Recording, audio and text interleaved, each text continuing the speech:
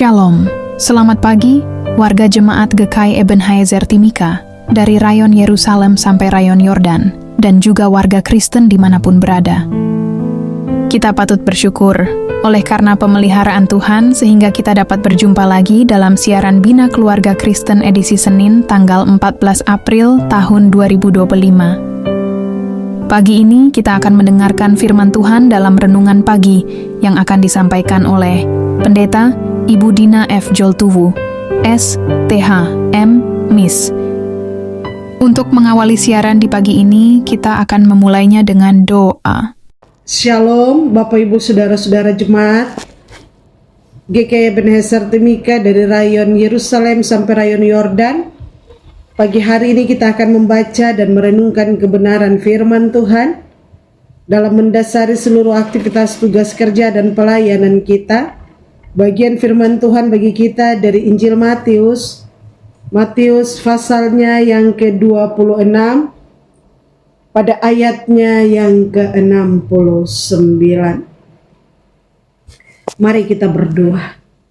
Terpujilah Engkau Bapa yang kekal, Allah di dalam Kristus Yesus, Allah yang menebus dan menyelamatkan kami lewat pengorbanan darah dan tubuh-Mu. Pada pagi hari ini kami datang bersyukur untuk hari anugerah, hari berkat yang Tuhan beri bagikan. Dan kami hendak mendasari seluruh aktivitas tugas kerja pengabdian dan pelayanan kami dengan kebenaran firman. Kami mohon Roh Kudus Tuhan menuntun dan membimbing kami, sehingga bagian firman Tuhan di pagi hari ini dapat kami pahami, kami mengerti, dan kami lakukan dalam hidup kami. Urapan Tuhan turun atas hamba dan segenap umat-Mu. Lalu dalam nama Yesus Kristus firman yang hidup. Amin. Injil Matius pasalnya yang ke-26 ayatnya yang ke-69 dengan perikop Petrus menyangkal Yesus. Ayat 69. Sementara itu Petrus duduk di luar halaman, maka datanglah seorang hamba perempuan kepadanya, katanya, "Engkau juga selalu bersama-sama dengan Yesus, orang Galilea itu." Tetapi ia menyangkalnya di depan semua orang, katanya, "Aku tidak tahu apa yang engkau maksud." Demikian firman Tuhan bagi kita. Yang dikatakan berbahagia adalah setiap kita yang selalu rindu membaca, merenungkan, memelihara, dan melakukan firman Tuhan dalam hidup kita tiap-tiap hari. Shalom Bapak Ibu Saudara-saudara jemaat yang dikasihi dan diberkati oleh Tuhan Yesus Kristus. Pada pagi hari ini kita merenungkan ayat yang singkat namun menyimpan tekanan psikologis dan spiritual yang sangat besar. Ayat ini mencatat momen genting dalam hidup seorang murid yang bernama Petrus. Petrus bukan sembarang murid. Ia adalah salah satu dari 3 orang terdekat, saksi transfigurasi, dan yang dengan lantang pernah berkata, "Biarpun semua orang meninggalkan engkau, aku tidak." Namun sekarang dia tidak sedang berdiri di hadapan imam besar. Dia tidak sedang berlutut di taman doa. Dia tidak sedang bersujud di bawah salib.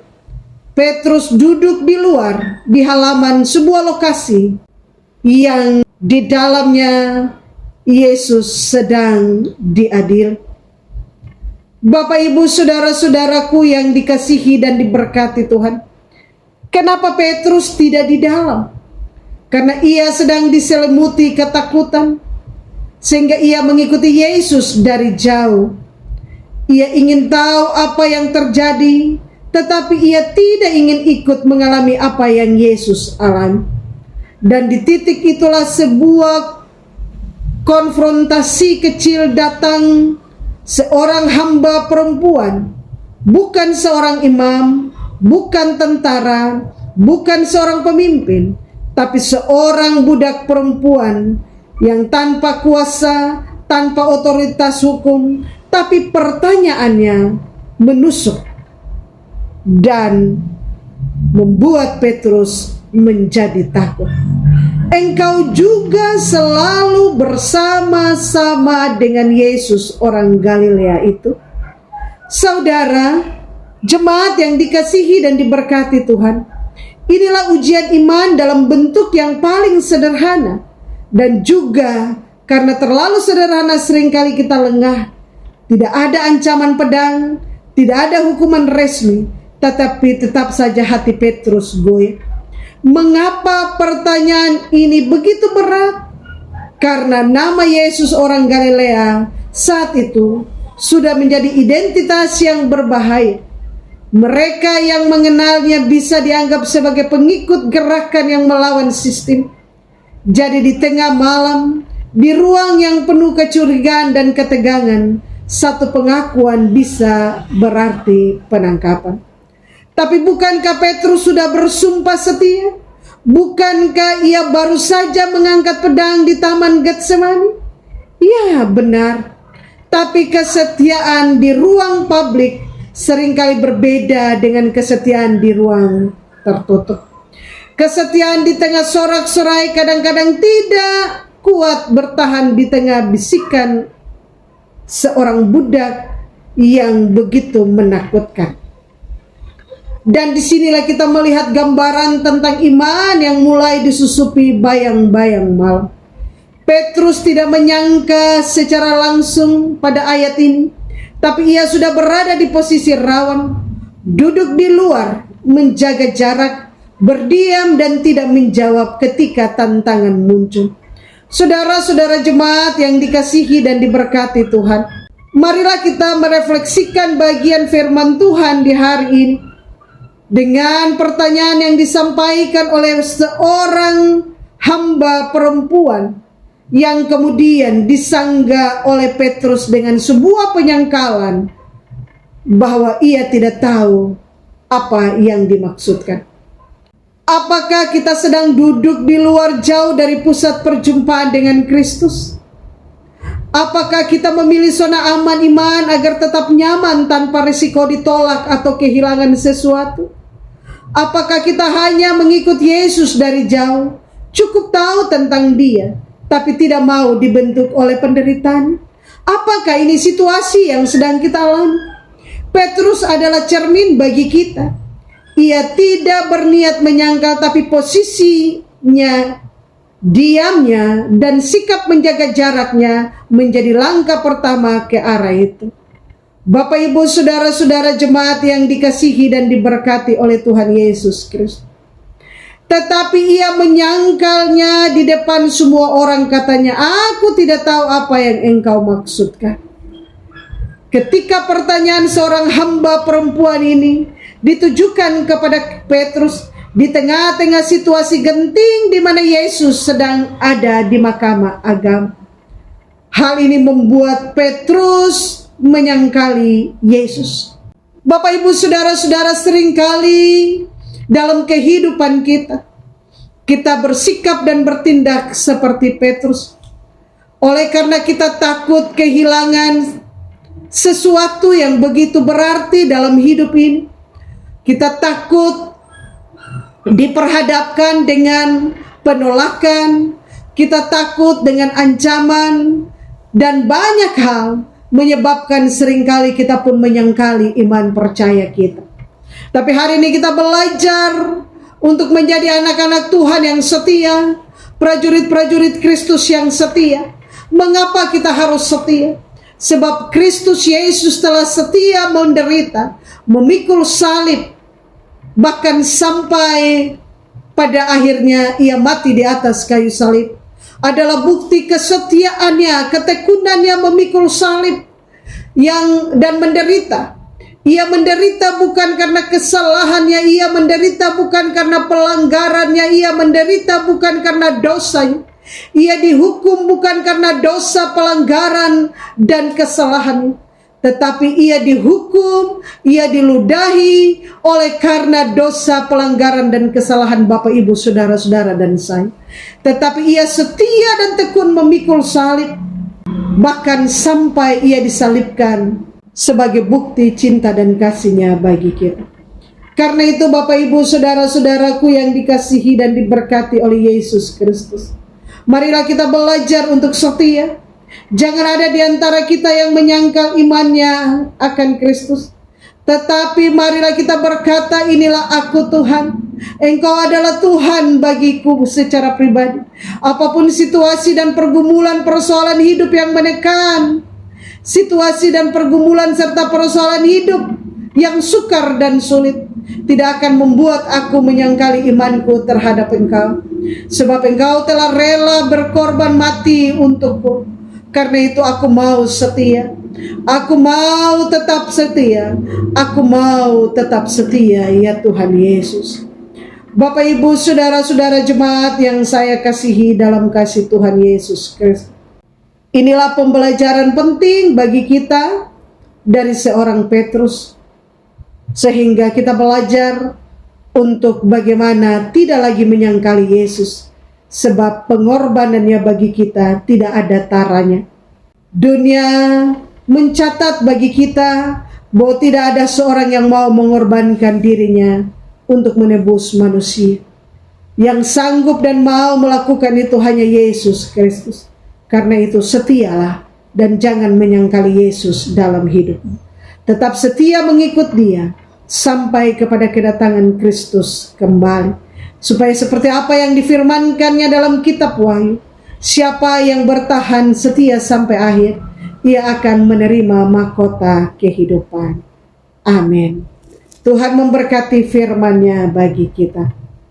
Bapak Ibu saudara-saudara yang dikasihi dan diberkati oleh Tuhan Yesus Kristus, mari kita bersatu di dalam doa. Ya Bapa yang maha baik dan maha kasih, Engkau tahu isi hati kami lebih daripada apa yang kami katakan. Karena itu terima kasih untuk lawatan-Mu bagi kami. Kami bersyukur untuk firman-Mu Bapa. Biarlah kami menjadi pribadi-pribadi yang adalah prajurit dan pengikut Kristus yang setia. Dalam segala situasi dan kondisi yang menekan sekalipun, kami tidak akan pernah menyangkali iman kami kepadamu. Roh Kudus menolong kami untuk tetap hidup di dalam kesetiaan dan ketaatan kepadamu. Sebab Engkau telah memberikan teladan ketaatan dan kesetiaan. Walaupun harus menjalani penderitaan dan siksaan, tetapi Engkau tetap setia, sehingga keselamatan dan penebusan dialami oleh umat manusia. Diberkatilah seluruh warga jemaat dan hamba-hamba Tuhan, Jemaat GKI Ebenezer Timika, dari rayon Yerusalem sampai rayon Yordan, dalam segala profesi, tugas, pekerjaan, pelayanan, dan kesaksian kami, Tuhan memberkati. Segala pergumulan-pergumulan hidup kami serahkan kepadamu Tuhan. Engkau yang tahu segala pergumulan kami. Biarlah kiranya dengan cara dan kuasa-Mu, Engkau menjawab setiap doa dan permohonan kami, pergumulan kami. Engkau beri jalan keluar bagi kami dari setiap pergumulan hidup yang kami hadapi. Hamba berdoa bagi umat-Mu dan hamba-hamba-Mu yang bersuka cita karena bertambah setahun usia. Berkat kehidupan, keselamatan, sukacita, dan panjang umur Tuhan terus berikan bagi mereka. Yang sedang bergumul dalam kelemahan tubuh, yang dirawat di rumah sakit ataupun klinik dan dirawat di rumah, Tuhan Yesus, Engkau adalah tabib dan dokter yang ajaib. Jamah, pulihkan, sembuhkan, dan selamatkan mereka. Obat, makan, minum yang mereka konsumsi diberkati Tuhan, sehingga lewat semua itu mereka mengalami kesembuhan dan pemulihan, dan nama Tuhan Yesus dipuji, disembah, dan dimuliakan.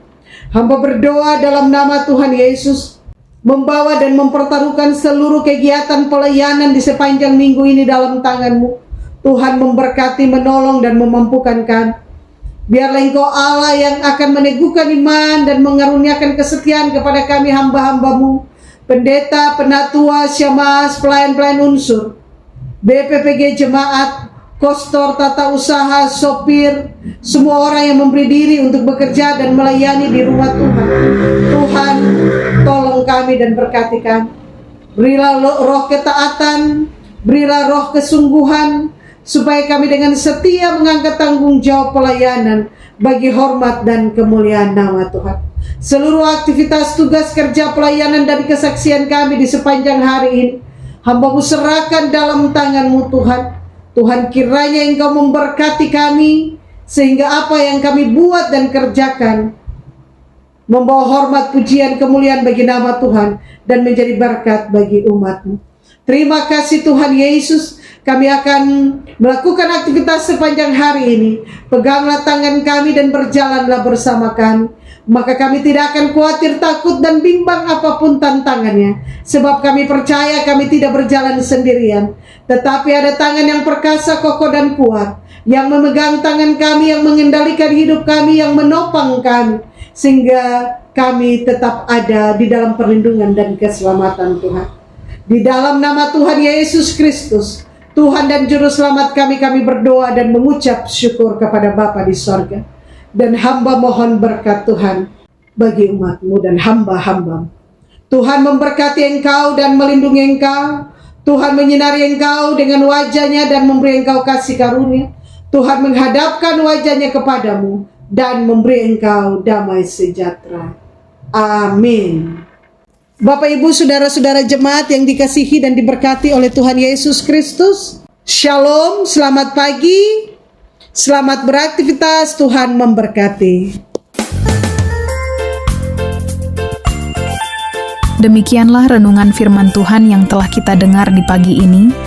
Kiranya Tuhan Yesus Kristus akan menyempurnakan firman-Nya bagi kita dan memberikan kita kekuatan dan menyertai kita dalam aktivitas dan kerja kita di hari ini. Tuhan Yesus memberkati. Shalom.